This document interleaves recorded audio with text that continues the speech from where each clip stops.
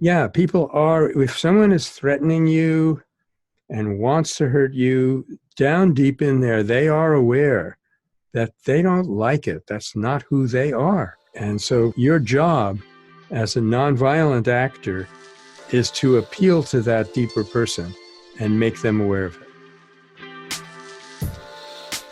Welcome to the Mindful Communication Podcast.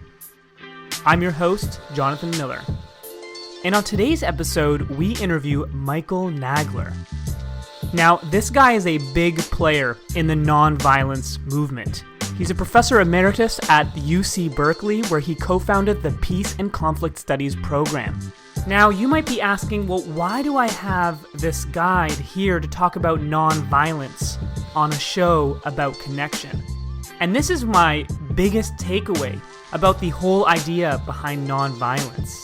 Nonviolence isn't just the scenario where we react to a violent situation by laying down our arms and hugging our opponent. That's not what nonviolence is. Nonviolence is a way of being, and it's a way of thinking. And really what it comes down to in that thinking and being is remembering the humanity of every person on Earth. When we can do that on a daily basis, particularly when we're dealing with conflict, what we can do is we can approach situations in whole new ways, come up with whole new creative options for finding solutions that meet everyone's needs. When we remember the human dignity of our opponents, when we remember that we are all connected, living on this tiny blue speck in the middle of space, that's when we can come up with these amazing solutions. That's when we can really make change in history, as some incredible people before us have made, like Gandhi, MLK, and others. And these nonviolent revolutions, they continue to happen and will continue moving forward. I started off by talking with our guest about what nonviolence is and just trying to better grasp and understand this phenomenon. Hello, Michael. Welcome to the show. You're very welcome, Jonathan. Glad to be here. So, to get started, I want our listeners here to have a better idea of who you are and really focusing in on how it is that you got interested in nonviolence. Well, let's see. I'm from New York originally. I came out to Berkeley in 1960 as a graduate student and got wrapped up in the free speech movement. Was a little bit disappointed by the outcome and troubled about that. Met this meditation teacher in 1966 or 67 and have been following a very rigorous practice of meditation ever since then, and live in his spiritual community here in California. I guess I always had an inkling toward nonviolence. I'm not sure why, but I remember one day listening to a radio broadcast from a civil rights rally, and one of the civil rights activists said to the organizer of the rally, "They're beating us up. Why don't we beat them back?" And I found myself really keenly listening to hear what the guy would say. And the guy said, "Because that's not who we are." And that made a profound impression on me, and it deepened my interest in nonviolence. And then when I met Ishran and started meditating, he had been very, very deeply influenced by Gandhi, whom he had met. And so I started learning about Gandhi through his eyes and realizing what a tremendous figure he was. And yet, as Gandhi says, any man or woman can do what I have done. So it kind of became the passion of my life to, as we say now at the Metta Center, our short mission statement is to help people practice nonviolence more safely and more effectively. Wonderful. And yeah, so the Metta Center, you founded this, and it's been running now for, how many years has it been going for? It's been going for a while now, right? Yes, it has, in one form or another, Jonathan. It actually was founded in 1982, again by Ishran, who was very troubled about violence and wanted us to do something about it. And eventually it spun off from his meditation center and became independent. And I didn't really do much with it. I kept it going until finally I left the university definitively in 2007, and then started building it up. And then I was joined by Stephanie Van Hook, my executive director, in 2009, and things really took off. So we're engaged in some very big projects right now, and we have a lot of educational resources, most of which are available on our website, mettacenter.org. As long as folks remember that Metta has 2 T's, they should have no trouble finding us. I wanted to talk more about actually nonviolence, because as I did more research into what nonviolence was, I realized actually how little I know about it, how many misconceptions there are, and how confusing the definition of nonviolence itself can be. In fact, I was reading that the word nonviolence itself is part of the problem for our understanding of what it is. Can you elaborate on that a little bit? Yes. Unfortunately, in our Western culture, we have such a negative orientation that we have seized onto violence as something that's very vivid and real. And we then, some of us think that nonviolence is simply the absence of that negative force. And in reality, it's right the other way around, that violence is the absence of a positive force, which is called love, or love in action, or soul force, or nonviolence, or what have you.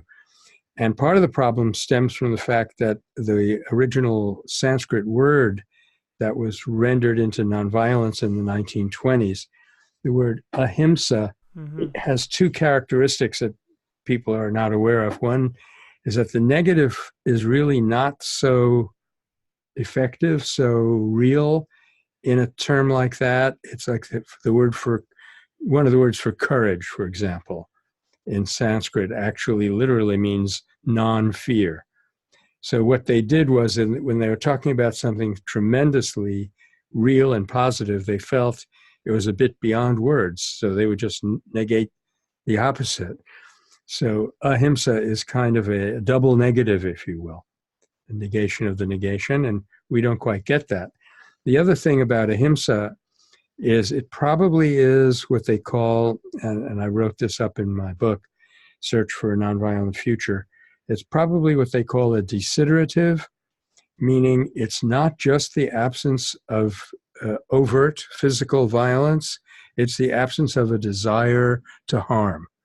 And I think that touches on this idea that nonviolence almost has more to do with the way that we see the world, rather than kind of these actions that we take. Is that right? Am I onto something there? Yes, you are. In fact, the way that we act arises from the visions that we have and what we see. There's a story about a woman in an emergency room in Los Angeles. Some years ago, she was a nurse, and a woman came bursting into the ER with a gun, had just shot at another nurse. And this nurse just heroically stepped up and held her hand and talked her down and got her to relax and give it up. And they asked her later, how did you do that? Among other things, she said, well, I didn't see her as a threat. I saw her as a person that needed help, because she was a nurse in an emergency room. Yeah. So that gave her a different frame. And so first and foremost, it is a different frame, a different way of seeing the world and others, namely that they're not separate from us. And then that engages an entirely different energy, a kind of what scientists today call subtle energy within us. Subtle energy. Maybe we'll touch on that a little bit later. I want to hone in on this quote that I read. It's this idea that nonviolence is kind of expressing fear or anger as a creative energy. So what do you mean by this, like, creative energy? What exactly does that, what does that mean? Well, it means that when you have an impulse of fear, it tends to give you a very limited set of responses. You're either going to lash out or run away or cringe. And if you decide not to go with that impulse as such, what actually happens is that fear energy turns into a kind of a somewhat deeper awareness. of who you are, who your opponent is, you become aware that the opponent is not just some kind of a threat, some kind of a monster, but there's a human being under there with legitimate needs on some level, which he or she may be misinterpreting. And that gives you very creative ways of responding to that person's need. Just for one kind of amusing example, there's a town in Germany called Wunsiedel, where they have one of the Nazi and so Nazi generals is buried, and the neo-Nazis come and parade there every year, and they parade across the town and they go to the cemetery. Well, a couple of years ago, what the townspeople did was they painted stripes on the street, and for every stripe that the neo-Nazis crossed, they donated more money to an organization that helps people get out of neo-Nazi commitments. So it was extremely funny because, these people were completely flummoxed. They didn't know what to do. Either they stop or go away, or they continue with their march, which they did. And when they reached the cemetery, the townspeople cheered wildly because that meant they were donating huge gobs of money to this Exit Deutschland organization. So without being insulting to people, they creatively were able to come up with a way to completely, as we say, flip the script and restructure the situation. Wow, really, I can see that. Like, you really need to take on this completely different mindset, something that we're not used to. There's several quotes that I read in your handbook, the Nonviolence Handbook, A Guide for Practical Action, which is a fantastic read. I really enjoyed it. One quote I wanna read from, I believe is from Gandhi, is, "I have learned through bitter experience the one supreme lesson to conserve my anger. And as heat conserved is transmuted into energy, even so our anger, controlled, can be transmuted into a power that can move the world." And I think that talks about that creative energy that we were just discussing, right?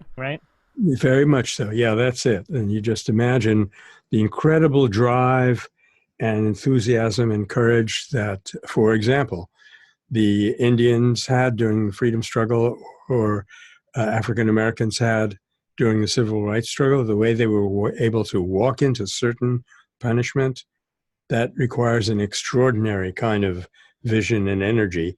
And that's within every one of us, Jonathan. That's the main thing. Every single person is capable of finding this energy within him or herself. But we do have to practice and find it ahead of time. It's not going to just spontaneously pop out when we're in a dangerous situation. Absolutely. I want to touch on that point. Another quote was this idea of, "It's not me against you, but you and me against the problem." That was also I think that touches on that mindset that we were talking about, right? Right. That is one really quite essential way of defining the different vision that you have. Yeah.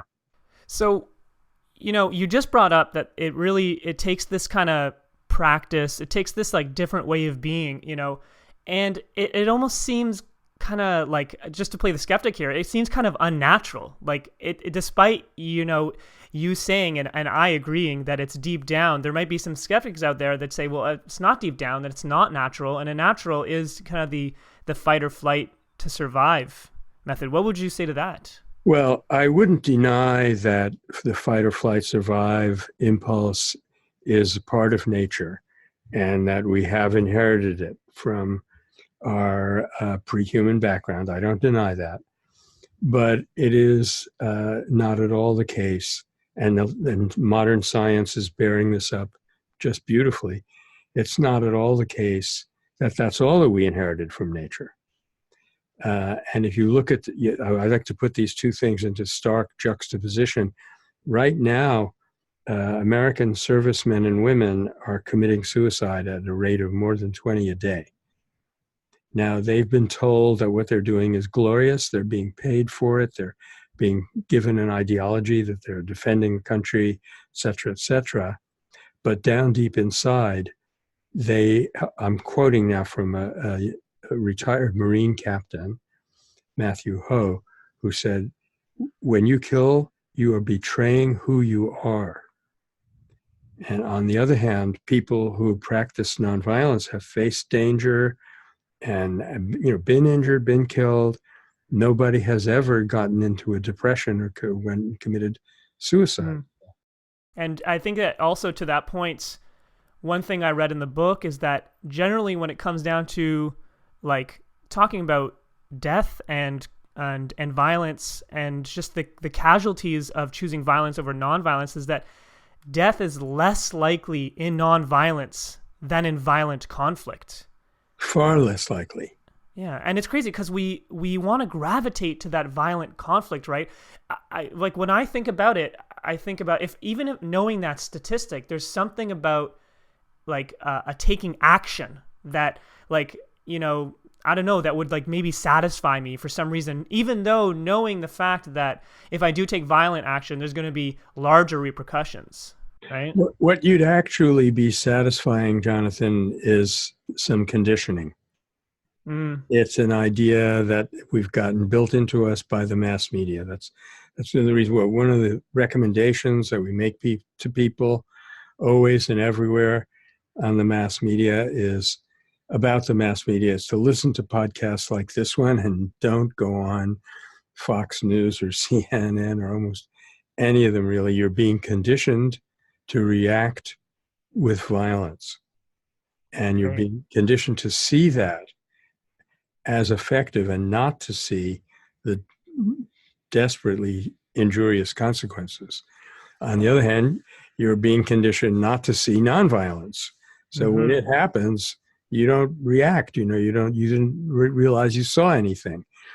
So I have a new book that I've got into a publisher now, and the first chapter is called "Asleep at the Switch." People who saw nonviolence happen before their very eyes, and yet were not able to grab hold of it and institutionalize it and build it into a system. Though some people are, and that is increasing. But as a culture, generally speaking, we are conditioned to see violence and not to see nonviolence. Yeah, I think that I completely agree with that, and I can see it. I wish I can come up with this is the only analogy I can come up with, but I do notice that, like, I'm from Toronto in Canada, and we do have a full change of seasons here, and once the winter comes, the bugs kind of disappear, and I never notice that the bugs are gone. I only notice when they come around in the spring, and then I'm like, oh, there they are. I forgot about them, right? So maybe in that same sense, we don't notice the non-violence happening right before us, that change happening, but maybe there's some sort of novelty with the violence that actually attracts us because it's so not part of our nature. Violence is dangerous, and we have a natural tendency to pay attention to it and protect ourselves. But what's happened is that the mass media have capitalized on that because, they absolutely depend on attention. And so they ask themselves, not necessarily consciously, what is going to grab people's attention? And if you want a cheap grab of people's attention, it's going to be sex or violence. And so they latch onto that. And unfortunately, what they don't realize is in the very process of doing that, they're now conditioning people to be more sensitive to violence and more insensitive to nonviolence. So it's really gotten us into a desperate situation here. There's an article appeared in, I think it was in the New York Times a couple of days ago by a couple of scientists studying anger. The title of the article is, Why is America Such an Angry Place? Or something like that. That's United States America, not Canada America. And they conclude that we might be on the verge of chaos because of the way that we have cultivated anger. I'm saddened to hear that, and there's also, I'm also surprised by the lack of surprise that I'm experiencing by hearing that. One part that I read in the book, and I loved this example, is this Soviet takeover, and I think it was at the 70s or 80s of the Czech Republic. 68. 68, thank you. And the citizens reacted through this nonviolent movement without them even realizing it. And you had mentioned that the reason they had so much success is because they had this ability to separate the policy from the people. And I think that that was wonderful to touch on. And what I want to ask for you is, see, and now just the other day I was, giving a presentation, and after the presentation, speaking to this man, he was talking about how his Apple computer wasn't working, and how once he got home from work, he was going to give them a call and let them have it. So I see this huge disparity to get to what the Czechs did in that year, this amazing feat where they really separated the people from the policy, and when we can't even do that in our day-to-day lives. Like, how do we kind of combat that disparity? Oh, I think it's a question of, first of all, knowledge, recognizing that this is a desirable thing to do. And second of all, just practicing it. I have, happy to say, after many, many years of work, I have kind of gotten in the habit of every time I have a negative thought about somebody, I have a positive thought about that person. Mm. So so these are, the point is that these are all things that we can change. Yeah, you have to like practice it, right? You have to put in that effort. And I think what I'm seeing here that you've done, and at least I know I've done, is that there's got to be that desire to do that as well, right? Yeah. Well, it's not hard to reach that desire. People are getting terribly, terribly demoralized by the breakdown of everything. And although they don't realize it, what's really bringing them down is this dreadfully low image of the human being that you see presented in advertising media and on up to political life here in the U.S. And so they don't like it. And as we're doing a documentary film now on nonviolence, and we interviewed one of my students for the film, and she said, people don't like to be angry. They want to get out of the situation. And one of the reasons that nonviolence is so effective is that you're offering them a way out without humiliation. Toynbee said this wonderful thing about Gandhi, that he made it impossible for us to go on ruling India, but he made it possible for us to leave without rancor and without humiliation. Yeah. In fact, one of the words for nonviolence in the world's languages that I really like is from the Tagalog language in the Philippines, and it literally means to offer dignity.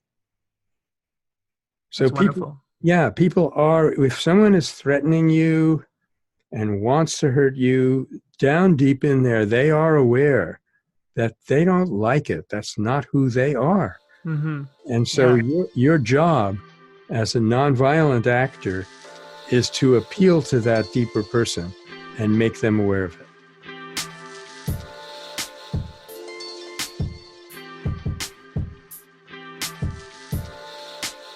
You're listening to the Mindful Communication Podcast.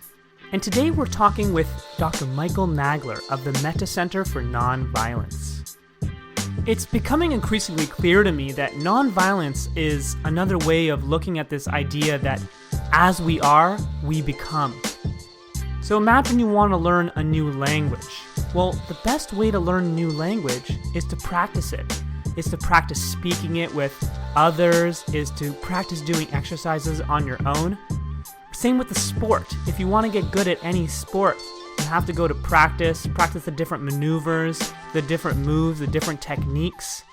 And the way that this applies to nonviolence is as we go through life and we encounter various situations, the way we respond to those situations is our daily life practice.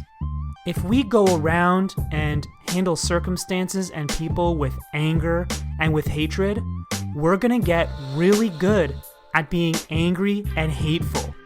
But if we go around practicing compassion and empathy, key characteristics of the nonviolence movement, then that's what we will also become as well, and we will live those realities.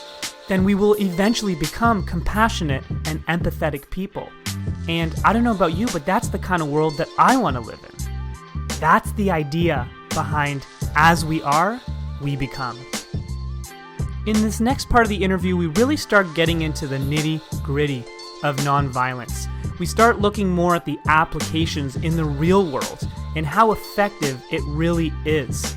I questioned Dr. Michael Nagler on a few historical events and get some surprising answers, some that really have me believing in the power of nonviolence. I know Marshall Rosenberg, the guy who created nonviolent communication, he always talked about how we just forget. That's what it is. We humans forget, but we are naturally predisposed to think that way. One chapter I absolutely loved was this one chapter you have in your handbook called "Coping with Success," and I thought that was really interesting. And I was wondering if you could explain why success in a nonviolent movement can actually be harmful to the movement. Well, it's not the success itself that's harmful. It's how they take it. And if they aren't mature, and if they haven't really completely built into themselves this idea that they're not against the person, the success can suddenly liberate them, that you feel exhilarated. And what's your conditioned response to that? Well, you think, we won, yay.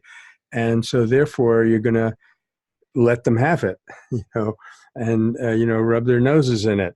And when you do that, of course, you jeopardize everything that you've worked for, and you push the situation back into us versus them, me against you situation. So I think I have in that very book this example of Martin Luther King when he was talking to the White Citizens Council, and they almost had an agreement to desegregate the buses, but one of the white citizens said, "But if we do that, the Negroes will say that they have won, and this we cannot tolerate." So you don't want to play into that. You don't want to elicit that feeling of winning, losing. And there's a famous example, Danilo Dolci, sometimes was called the Sicilian Gandhi. He was the head of War Resisters International for a while. He waged a very successful campaign to get a dam built that the community very badly needed. To do this, he had to struggle against the mafia on the one hand and the government on the other hand. When he finally succeeded, one of the mafiosi came to him and said, "Well, you win now, Danilo. You have all the water." And Danilo immediately said, "No, that water is for all of us. It's for the whole community." So he refused to be sucked into this "I'm against you, I won, you lost" mindset. And so that's how you really can consolidate a success at the end, is to not gloat. I read one of my news items that I read yesterday. I said, "Note, don't gloat." Note, don't gloat. Yeah. That's great. I wanted to switch topics here. I was reading the handbook, and I saw this example of this Darsana Salt Works in 1930s, this protest that happened in India, where there was a kind of row of about 25 Indians at a time at a protest who would approach the British soldiers. They would get beaten, and then they would kind of retreat back. And at the end of this protest in 1930, I mean, something like 300 people were injured, a few fatalities as well. And this was given as an example of nonviolence working in the long run, because this is the idea that you can lose many battles, but at the end, it's the war that you want to win. Yeah. And when I read that example, I guess the thought that kind of popped in my head, the skeptic in me, of course, kind of pops in and says, like, well, this happened in 1930, and India wasn't freed for another 17 years.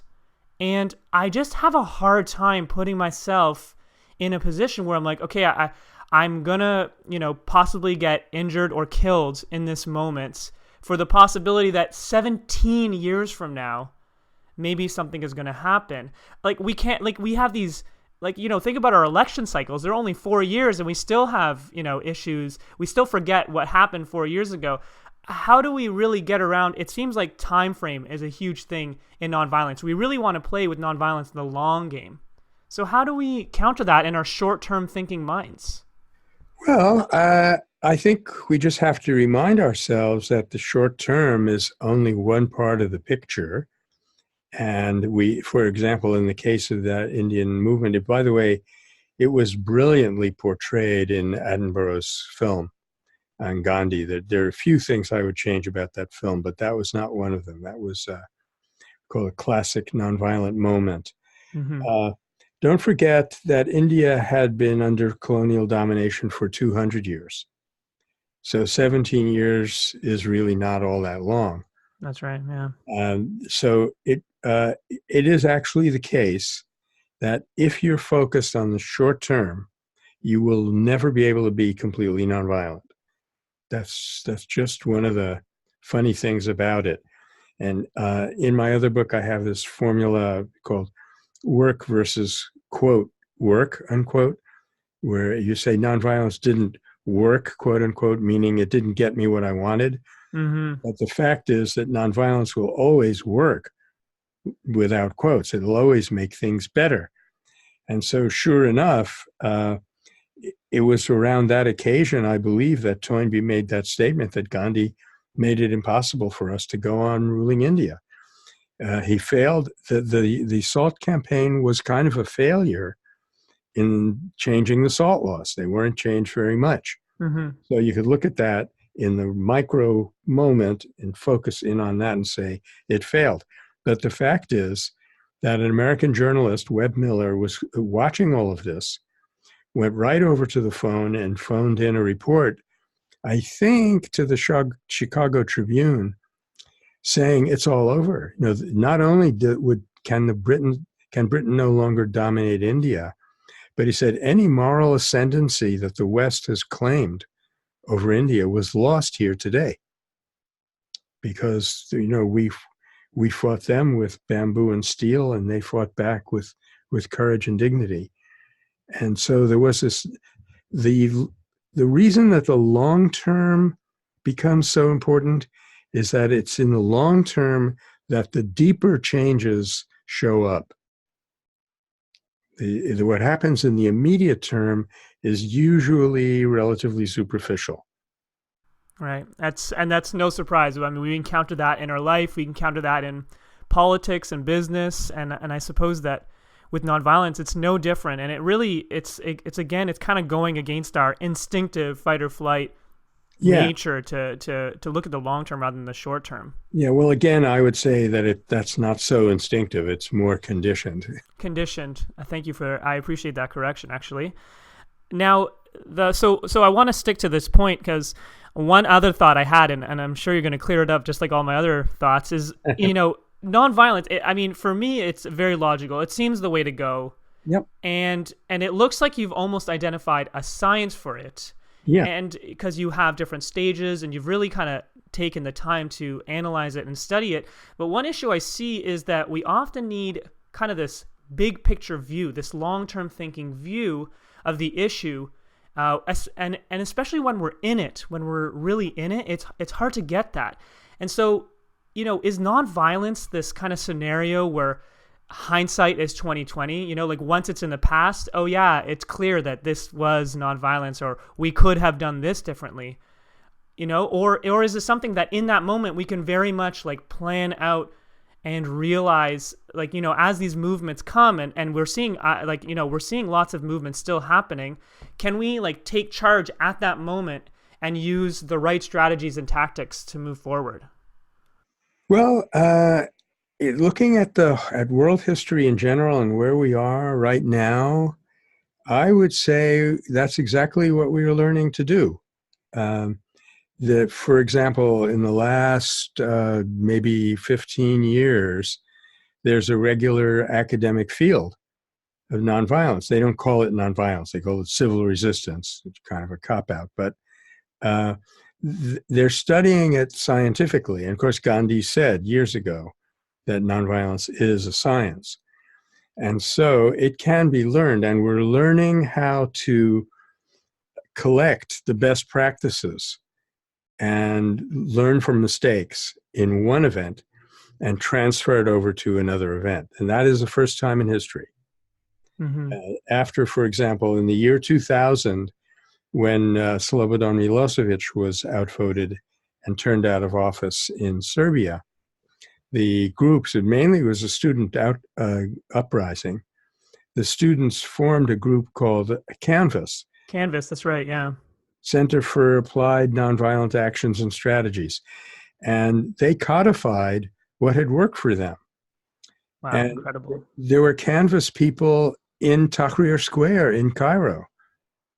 And there are Canvas people, going around the world sharing knowledge. And it's incredible. We've been so systematic about sharing military knowledge. Even bank robbers are more systematic about the successes and failures of a heist. But somehow when it comes to nonviolence, because of our conditioning again, and because of our culture, we didn't realize that the thing was real, and therefore there could be a science and you could learn it. So that's one of the really encouraging changes that's happening now. Wow. I want to switch gears here. So, what I took away from, I've taken away from this is nonviolence. There's this inherent understanding that, we're all connected, and that, all things are connected, especially all beings, but we're really all connected. It's the Buddhist principle of, the law of nature, Dhamma, or, codependent arising. And it's that our opponent sees themselves as separate, but we can see that they've merely just lost sight of our unity. And, you and I may understand that. And I really truly believe that, but how do we get others on that page, and not just to intellectualize this, oh yeah, for sure, all things are connected, but to really own it and live that way? Well, Gandhi said that things of fundamental importance to the people cannot be gained by reason alone. That you can't do this through the head, you have to move the heart. And often the way to move the heart is through accepting suffering, which is a complete flipping the script. I have a friend, he's in our film. He was in a lunch counter in Virginia. I think this was 1960, and somebody, he was desegregating the lunch counter with a bunch of African-American people, and this guy held a knife up against his chest and said, "Get out of here or in 2 seconds, or I'm running this through your heart." And David had been kind of meditating on loving your enemies for a day and a half, sitting there without getting any food. And he just looked at the guy and said, "Well, brother, you do what you feel you have to do, but I'm going to try to love you no matter what." And the guy's hands started trembling, and he turned and walked out of the store. And people who watched this said he was crying by the time he got to the sidewalk. So by not playing his part in the separate script, the violent script, David didn't say, "Oh, no, I'm leaving, don't kill me." He didn't try to punch the guy out. He played a completely different role, a role of a person who was an agent and not a victim, and could rise above the separateness that was dominating the vision of the other person. And we human beings are very, very imitative. In fact, scientists have discovered that we have these mirror neurons in our brain that pick up everything that we... Yeah, huge discovery over the last decade. Yeah. It was 1988 in Parma where they stumbled on this thing. Mm-hmm. And so when you use that creative energy that converted fear, converted anger, and you draw on the creative energy to be in a completely different mindset, it has a definite influence on the other person. Now, will that always, quote, work, unquote? Not necessarily. People get killed resisting violence just as they get killed fighting back with violence. Only less likely to get killed, but they do get killed. So it doesn't always, quote, work, unquote, on the surface, but it always changes things for the better. So if we were to adopt nonviolence in our lifestyle, in our policies and institutions, instead of lurching from crisis to crisis, which we're doing now, we would see a progressive improvement in every area. And I really see it as, we're almost at this critical juncture. I mean, I'm sure everyone in history has said that, but really, with these huge threats like climate change, nuclear proliferation, AI around the corner, how are we set with the nonviolence movement? Are you optimistic about where we're heading, or pessimistic, or somewhere in between? I really don't try to look down the road and second guess what's going to happen. I do know that we have the potential, the wherewithal within us as individuals and as a culture to completely turn this around. And in history, there have been societies that have faced annihilation and have reversed course and gotten out of it. So I do know that rescue is possible. How it'll go, I can't tell. I don't have a crystal ball. I have a microscope. You don't either, huh? I keep asking around. Yeah. So let's take a minute here. And so you said you're working on a new book, or you finished working on a new book. Can you tell us a little bit more about that? Yeah, the book is called The Third Harmony: Nonviolence and the New Story of Human Destiny. And my proposal in that book is that you have these two different groups of people, one group working on nonviolence and the other group working on what they call the new story. That is how you really see the world in a non-separate, non-material vision. And the two groups aren't really cooperating and they need each other. So the new story people, their story isn't complete until and unless they focus on human nature and see this incredible capacity for nonviolence that's within every one of us. And the nonviolence people can't get anywhere for the reasons that we were saying at the beginning of this conversation, that nobody's trained to notice it or understand it if they do notice it. Mm-hmm. So they need each other. And more than that, nonviolence is the only technique to use to change people's heart deeply enough that they can really start seeing things in a new way. So, we have these sets of recommendations that we make for individuals and for movements that at Metta we've been kind of codified them into something that we call a roadmap. And the last part of the book would be a thorough run-through of all of those suggestions. Michael, as we're kind of come toward the end of this interview, I want to know if you have one word of wisdom that you want to impart to listeners related to what we're talking about or not, maybe just even something on your mind of late. Yeah, no, I think it would be related. I think if it more than one word, maybe if I could just quickly touch on these 5 things that we suggest.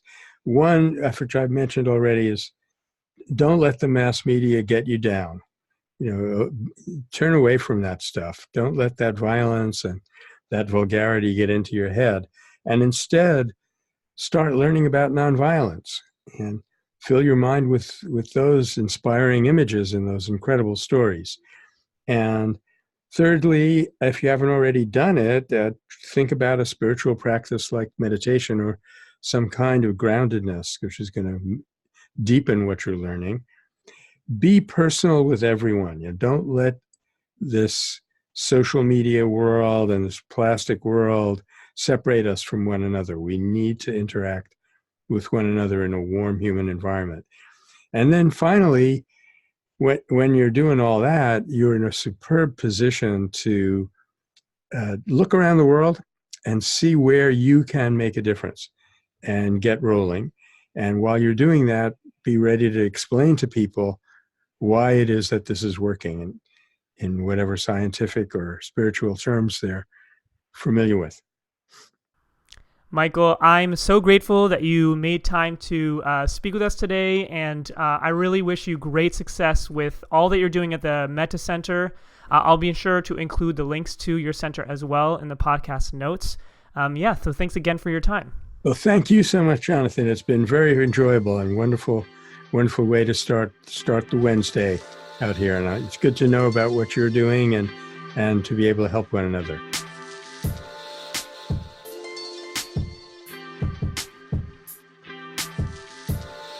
Special thanks to our guest, Dr. Michael Nagler, for coming onto the show.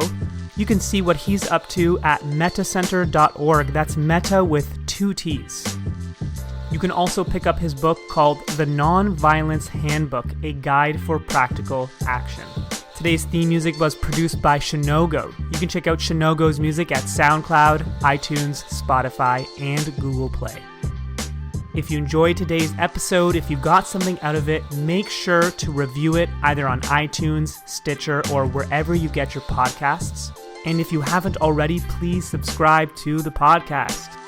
You can also check us out on Facebook at Mindful Comms and Instagram at Mindful Communication. You can also go to the website at mindfulcommunication.me. My name is Jonathan Miller, and this has been the Mindful Communication Podcast.